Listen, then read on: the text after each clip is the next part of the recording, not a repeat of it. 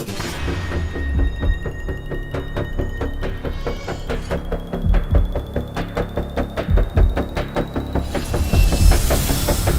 Vuitton is the most valuable luxury fashion brand in the world. Its CEO, Bernard Arnault, is also the second wealthiest man on the planet with a net worth of around $180 billion. Looking at the success of today, you would never guess that the company was started by a man who was homeless during his teenage years, had no education, and slept in a forest. Louis Vuitton is a true rags to riches story, but the company would also be subject of a hostile takeover, countless lawsuits, and a host of other controversies. This is the insane story of Louis Vuitton and how a tiny family business evolved into one of the most powerful brands in the world.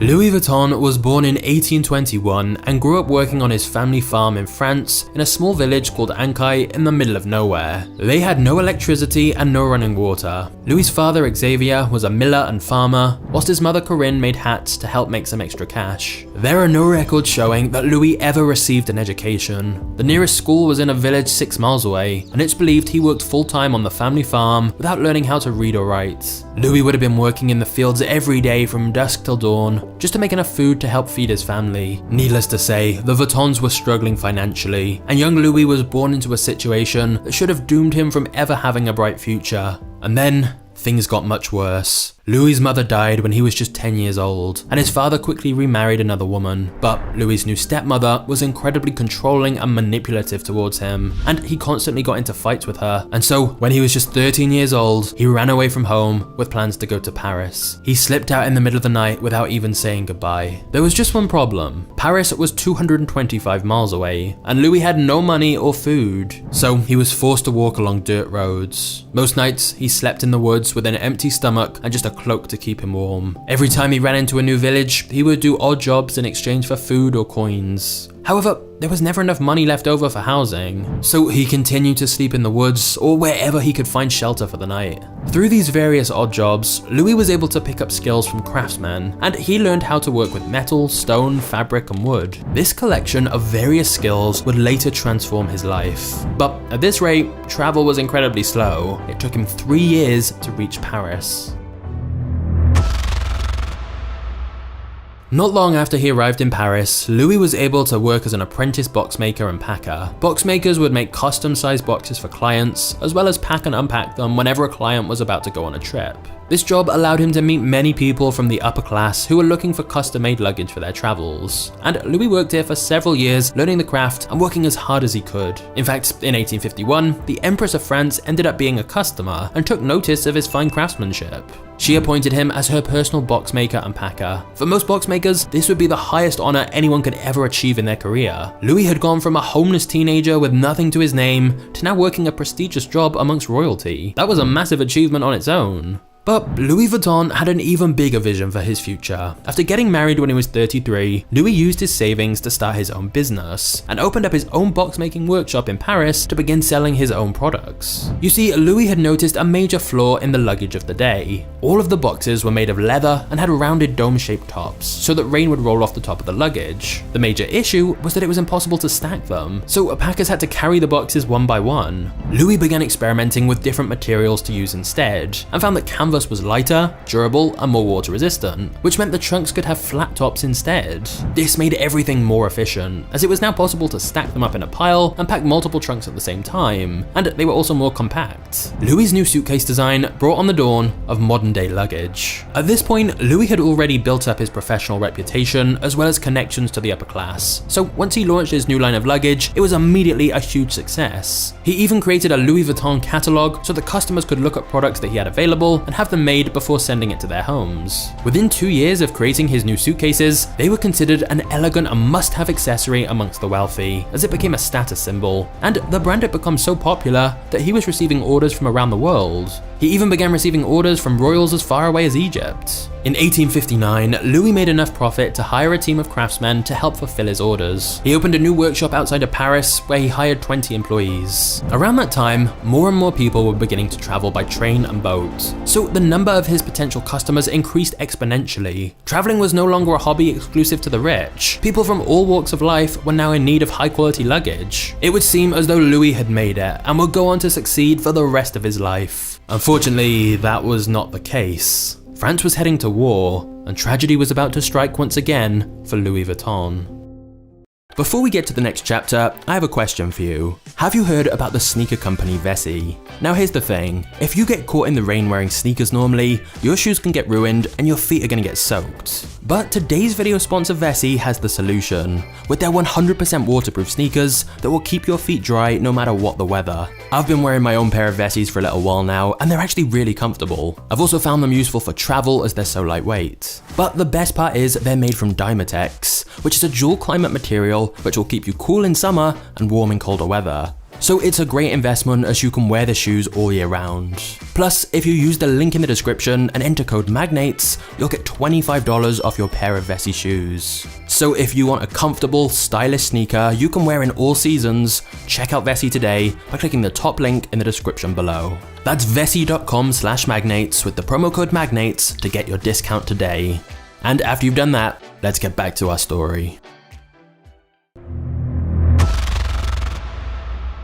In 1870, when Louis was 49 years old, the Franco-Prussian War broke out. Louis had to flee his home and live in a cramped shelter with thousands of others. Food supplies were extremely low, and he feared for his life. When Louis could finally return to his shop in 1871, everything was destroyed. Windows were smashed, equipment was stolen, and he had lost everything he'd worked so hard for. But instead of giving up, he decided to use his savings to rebuild the business, and vowed that it would be even better than it was before. With so many people displaced from the war, there were far more empty shops available for rent throughout the city. So Louis Vuitton took advantage of this by opening his new shop in a much more wealthy, aristocratic location in Paris. It was perfect because it was right next to the railway station and the Grand Hotel, so travelers who needed new luggage didn't need to go far to find the Louis Vuitton store. By 1872, he came out with a brand new design, luggage made out of a beige canvas with stripes. This became incredibly popular, and people loved showing off the modern style. Many other brands tried to copy his style, but his bags were such ridiculously high quality, the customers still preferred a true Louis Vuitton bag. For the next 20 years, Louis continued to work at his new shop in Paris, until his death when he was 70 years old. But his legacy was able to live on through his son Georges, who took over the family business. Georges sought out to expand the brand globally, such as opening a popular store in London. At this point, Louis Vuitton luggage was so popular that many other box makers were beginning to make counterfeits. So in 1896, Georges Vuitton brought out the now iconic LV monogram to make it harder to copy. The LV were his father's initials, in honor of the man who started the brand. But he also came up with the idea of adding a revolutionary new lock on the trunks that would make it impossible for thieves to pick them. By the year 1900, the company had 100 employees and it continued to grow year after year. All of the employees were trained for a very long time in order to become expert box makers. Even to this day, Louis Vuitton employees train for 18 months to 2 years before they're trusted to make one of the products on their own. The company also began to expand into a whole new line of products because of another fashion icon, Coco Chanel. In 1925, she commissioned a small dome-shaped handbag. At first, this was a design that she personally came up with, and it was just for her. However, it would go on to be mass-produced, and it was given the name Alma. This was massively successful, so Louis Vuitton decided to make more small leather bags like the Keepall, Speedy, and No. Before Louis Vuitton, handbags were often seen as quite inelegant and bulky, but the company played a big role in them being seen as much more fashionable. Georges Vuitton died in 1936, and the company was then passed over to his son, Gaston Louis. However, Gaston took over the company at a very difficult time, because in just a few years, France was once again heading to war. During World War II, contracts were cancelled, and Gaston was forced to shut down the Louis Vuitton factory. Paris was under siege again. The only way Gaston Vuitton could save the business was to collaborate with Nazi Germany. An author named Stephanie Bonvinci wrote a book called Louis Vuitton, A French Saga. During her research of the company archives, she asked if she could see records from World War II. Almost immediately, the representatives from the company tried to avoid showing her the information. They claimed that all of the documents from 1930 to 1945 were destroyed in a fire. But after doing a lot of digging into other historic documents, Stephanie discovered that Louis Vuitton was able to open a glamorous ground floor shopfront in the Hotel de Parc throughout the Nazi regime, as they collaborated with them. Meanwhile, several other brands were forced to shut down because they refused to cooperate with the Nazis. Clearly, the company was ashamed of this part of their history. But they would argue Gaston did what he needed to do in order for the company to survive. Other fashion designers like Coco Chanel also collaborated with the Nazis in order to make sure her business in Paris was not destroyed. If it were not for their choice to work with the enemy, their brands likely would no longer be around today. When Gaston passed away in 1970, his son-in-law Henri Racamire took over managing the Louis Vuitton brand. So we're now onto the 4th generation. But unlike his ancestors, Henri already had a lot of business experience from a company he'd run before. So when he took over Louis Vuitton, he was able to elevate the brand to a whole new level. Henri began making major changes to the Louis Vuitton brand in order to grow it from a family-owned company to the massive corporation that it is today. He switched Louis Vuitton's business model from wholesale to retail. By 1978, he'd expanded Louis Vuitton into many other countries, including Japan. And over the course of 6 years, and accounting for modern inflation, sales went from $20 million to $260 million. And so, in 1984, Henri decided to take the company public, and Louis Vuitton sold out the 1 million shares valued at $63.63 each. Henri took this momentum and influx of cash and began opening more stores all across the globe. By 1987, Louis Vuitton reached $1 billion in sales. It was far beyond what young Louis could have ever dreamed of when he first opened his first store in Paris. Henri also decided that the company should combine with Moet Hennessy, a luxury drinks company which produced champagne and cognac. And together, they formed a new luxury conglomerate called LVMH. In theory, by joining together, it would allow them to pool resources and expand even faster. Unfortunately, after the merger, Henri didn't end up getting along well with the president of Moet Hennessy, so Henri asked a successful property developer he knew, named Bernard Arnault, to help him manage the situation. Unfortunately, inviting him in as an investor would backfire in a huge way. Bernard secretly bought 43% of the shares of Louis Vuitton, and got support from the Moet and Hennessy families to gain more power in LVMH. Henri felt he'd been betrayed by the man he'd brought in to help him, and so took Bernard to court, demanding that he should no longer have the majority stake in Louis Vuitton. But the courts ultimately sided with Bernard. Henri was so angry about being backstabbed by his friend that he decided to quit working for Louis Vuitton completely. Now, for the first time in nearly 100 years, no one from the Vuitton family was involved with the brand. After all of this drama of Bernard's hostile takeover, sales of Louis Vuitton began to crash. Journalists were no longer covering the brand, and for a while, it looked as though the company might fail. However, Bernard knew how to turn the fortune of the company around. Louis Vuitton was able to make a comeback when it began to collaborate with several fashion designers during its 100th anniversary collection. Big names like Vivienne Westwood and Isaac Mizrahi all created their own take on the iconic LV monogram logo. They created products that customers had never seen before, and people were once again trying to get their hands on a Louis Vuitton bag. Ultimately, Bernard's investment in Louis Vuitton paid off in a massive way. He is now the CEO of LVMH, and in 2021, Forbes officially dubbed him the richest man in the world with a net worth of over $180 billion.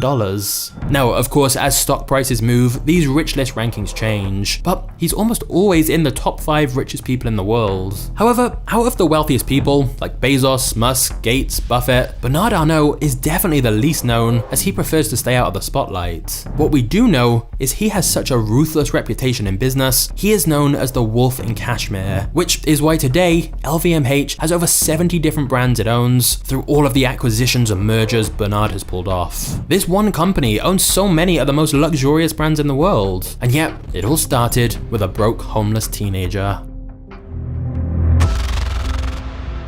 In the modern world, Louis Vuitton continued to expand its brand with new colourful styles that resonated with a younger audience. In 1997, Marc Jacobs became the creative director. He designed the first ready-to-wear line and also created the popular monogram Vernus line of handbags. Marc Jacobs also expanded LV into watches, jewellery and sunglasses, although he eventually would move on from Louis Vuitton and come up with his own line of clothing and accessories.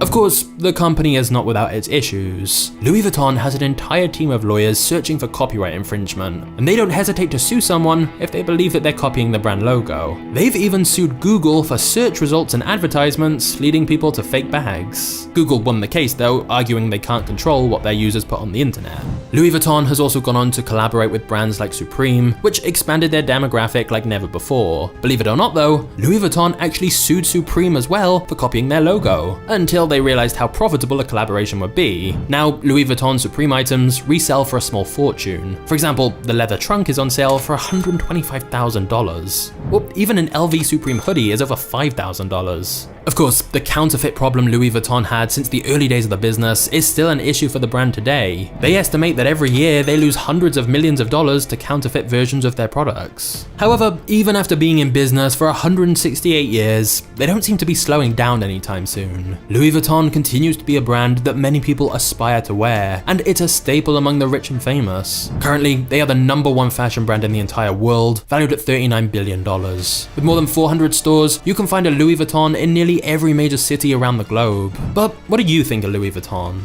Do you think it's overpriced by all the hype? Or do you feel that the quality of the products justifies the massive price tag? Comment below, and then make sure you click on the next video in my series of luxury brands, which is the story of the orphan who built Rolex, and answers the question, why is Rolex really so expensive? The Rolex video is the perfect video to watch after this one, so I'll hopefully see you there. Cheers.